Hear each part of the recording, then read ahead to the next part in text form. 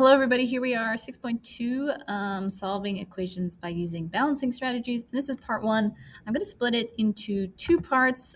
This first kind of introductory ideas and then some more difficult ones we'll do in the next class. So if you could start by writing down these notes right here. So I should pause the video and give you some time, or maybe I already got you to write it up before I even started. So write down step one and step two. So step one, combine like terms by bringing the variables to one side of the equation and the constant terms to the other side of the equation. Already we have some kind of key vocab you need to know: variables, constant terms.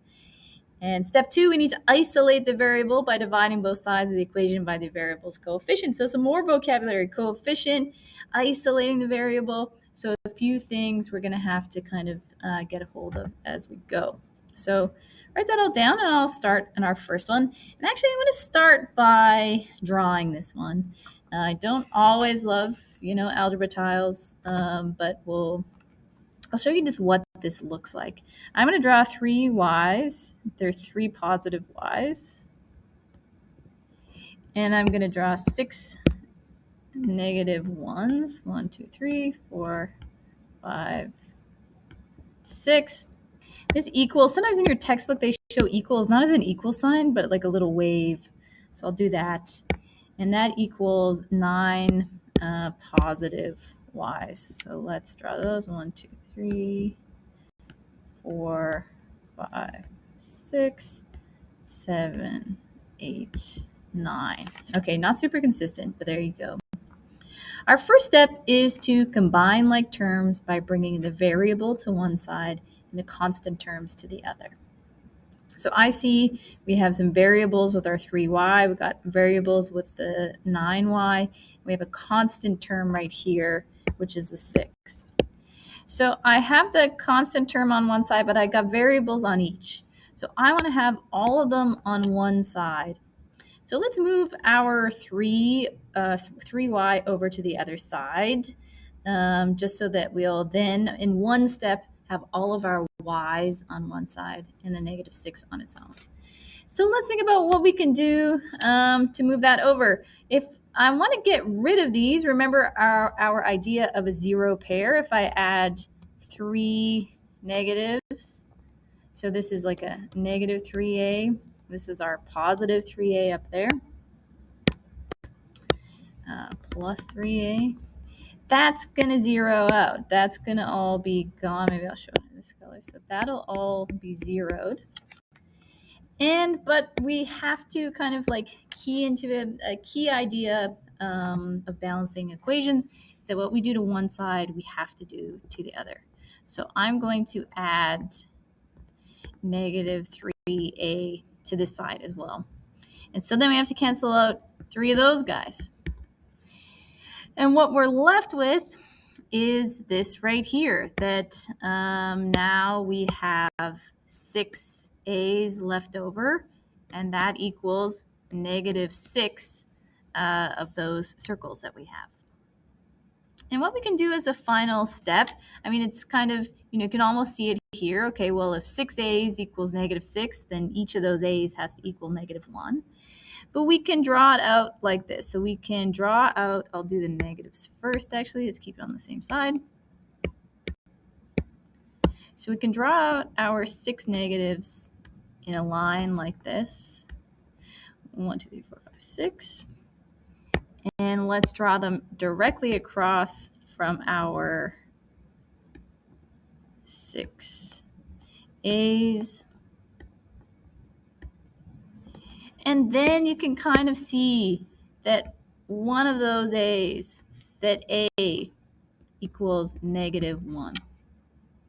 Okay, so that's what it looks like with algebra tiles. I'll show you without algebra tiles. And that without algebra tiles is kind of the main way you're going to be doing it all the time, but maybe a visual representation kind of helps, or using the actual algebra tiles. So let's do this one.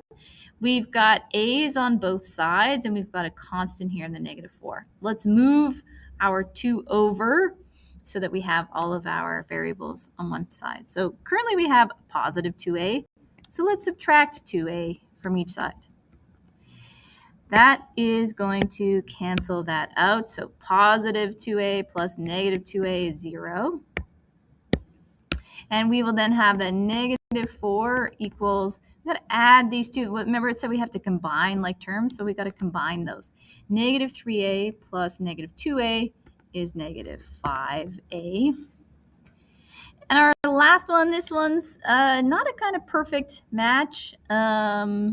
So we want to get this a by itself.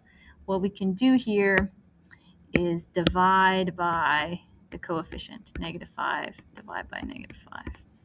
And so we'll have that a equals, this is tough. It's going to be negative 4 over negative 5, which we really should show as a equals 4 over 5, the positive version like that.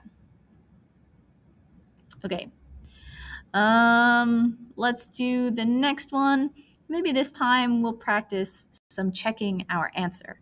So here you see we got some decimals, the kind of same idea will apply. We also have constants on both sides and variables on both sides. I tend to really like to keep my variable with a positive coefficient if I can. Notice here we ended up with a negative 5, which we then had to convert, and can be tough to remember that. So I want my c's over here, then we'll have a positive c, and let's move this guy over there. So let's start. We have a negative c here. To zero that out, I could add a c to each side, plus c. And I'll get negative 14.3 plus, now I got 2c plus c. That's going to leave us with 3 c's, and that's going to equal 4.9. Okay, great. Now let's get that 14 over to the other side of negative 14.3. Let's add 14.3 to each side, plus 14.3. Remember, we got, these are going to cancel each other out. They'll equal 0. And we'll be left with the 3c equals 14.5, sorry, 14.9. What am I saying? 4.9, there we go, plus 14.3 equals 19.2. And our last step, we're saying 3 c's equals this, but I want to know what 1 c equals. So I'm going to divide each side by 3. The reason we do that, remember now 3 over 3, that'll kind of cancel each other out. That is now 1. So c equals 19.2 divided by 3. So c equals 6.4. Okay, and I did say we were going to check our answer. I haven't left a lot of room there, but let's see what we can do. Here, what I'm saying is in this part of our process, at the very beginning, C was a mystery to us. But it's not a mystery anymore. We've determined that C is actually 6.4. So what we can do is go back to our equation and substitute 6.4 in for C. So 6.4, that should equal negative 6.4 plus 4.9. So let's see. We're going to do 14.3 negative. That's not 14.3, 14.3 negative plus, oh, will this let me use brackets? Bracket 2 times 6.4 equals negative 1.5. And does that equal negative 1.5 on this side? So let's see. So we have 6.4 negative plus 4.9 equals negative 1.5. So you can be absolutely certain. My favorite math questions are one where we can be absolutely certain that we did it correct. And so everybody got cut off, but here we are. We'll do 2 more, not all of them. So let's do this one. Let's have a look. We have variables on both sides. We're using decimals again. Let's get our variables over to the same side. I don't love, remember, when we have our negative with our variable, but let's do it just so we save a step. So let's minus 6.1f from each side. We got a positive 6.1f and a negative 6.1f. That'll zero that out, and we will get 12.6 negative plus 6.1 negative, and that'll be negative 18.6. So negative 18.6.7, my bad, equals 74.8. And I forgot the f. So now we know what negative 18.7 f's equal, but we want to know what 1f equals. So we're going to divide each side by negative 18.7. Divide by negative 18.7. And this is how we get rid of this. This is why this works. Anything over itself is just going to be 1. So now we'll have f equals 74.8 divided by negative 18.7. So 74.8 divided by 18.7 negative will equal negative 4. So f equals negative 4. We can go back and check. I think I'll do it with our next one, but I really encourage you, especially on the test, to go back and check, because it's a way you can be certain that your answer is correct. So let's do this one. We'll confirm our answer with this one. And I'll show you, maybe I shouldn't be showing you this shortcut so soon, but I'll introduce an idea. I want my C's over here, because then they'll be positive, and I'll move the other ones over to the other side.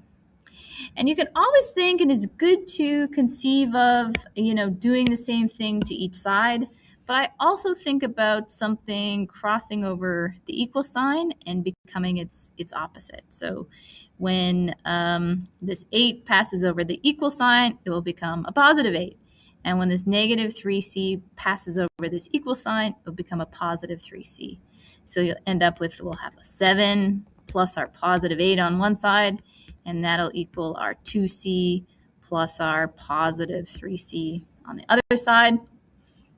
And now if we combine this set of two sets of like terms, 7 plus 8 is 15. That's going to equal 2 plus 3 is 5c. Now you can maybe kind of look at this and say, okay, if 5 C's is 15, each one is going to be 3. But let's divide by 5 on each side. And 5 divided by 5 is 1. So we have that C equals 15 divided by 5 is 3. And now let's substitute it. And I think we should be able to do this one without a calculator. Negative 3 times 3. So I'm just substituting this back into our equation. So everywhere that it says C, I'm now going to put a 3, because C isn't a mystery to us anymore. We found out what C is. Sometimes we have a variable, we don't know what it is. It could be anything. And sometimes like this, it is something. We can figure out what it is. So negative 3 times 3 plus 7 should equal 2 times 3 subtract 8. So negative 3 times 3 is negative 9 plus 7. That should equal 2 times 3 is 6 subtract 8. And then what do you think? We got negative 9 plus 7, that's negative 2. And 6 subtract 8 is negative 2. So there you did it. Each side is equal. We can be certain that the answer is C equals 3. Okay, I'll let you know what textbook questions I'd like you to do. Thank you so much.